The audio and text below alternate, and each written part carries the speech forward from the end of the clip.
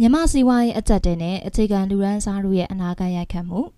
မြန်မာနိုင်ငံမှာလက်ရှိကြုံတွေ့နေရတဲ့နိုင်ငံရေးနဲ့စီးပွားရေးမတည်ငြိမ်မှုတွေကြောင့်အခြေခံပြည်သူတွေရဲ့စားဝတ်နေရေးအခက်အခဲတွေပိုမိုပြီးတော့ဆိုးရွားလာနေပါတယ်။စံစီစားဆေးဝါးနဲ့အခြေခံလူသုံးကုန်ပစ္စည်းဈေးနှုန်းတွေအဆမတန်မြင့်တက်လာသလိုမြန်မာကျပ်ငွေတန်ဖိုးကျဆင်းမှုကြောင့်လူနေစိတ်တွေပိုပြီးတော့ကြီးမားလာနေပါတယ်။တရားစစ်မီမမှန်ခြင်း73စီဈေးနှုန်းမြင့်တက်ခြင်းနဲ့အလောက်ကိုင်အခွင့်အလမ်းလျော့နေလာခြင်းတွေကလေအခြေခံမိသားစုတွေရဲ့ဝင်ငွေပေါ်ကြီးမားတဲ့ဖိအားဖြစ်နေစေပါတယ်။ပြည်တွင်းမှာအလောက်ကိုင်ရှားပါလာမှုကြောင့်လူငယ်နဲ့အလုပ်လုပ်နိုင်စွမ်းရှိသူအများပြားကအိမ်နီးချင်းနိုင်ငံတွေကိုရွှေ့ပြောင်းလုပ်ကိုင်နေကြပြီးမြို့ပြဒေသတွေမှာအိမ်ငှားကားနဲ့လူနေမှုစိတ်တွေပါမြင့်တက်လာနေပါတယ်။ကျန်းကျင်သူတွေကတော့ကုန်စည်နှုန်းထင်းချုပ်ရေးစွမ်းရည်ကဏ္ဍတည်ငြိမ်ရေးအလောက်ကိုင်ဖန်တီးရေးနဲ့လုံခြုံစိတ်ချရတဲ့လူမှုဝန်းကျင်တရက်ဖော်ဆောင်နိုင်ခြင်းမရှိသေး၍ပြည်သူတွေရဲ့စားဝတ်နေရေးအခက်အခဲတွေပုံမနှဆိုင်လာနိုင်တယ်လို့သုံးသပ်ထားပါတယ်။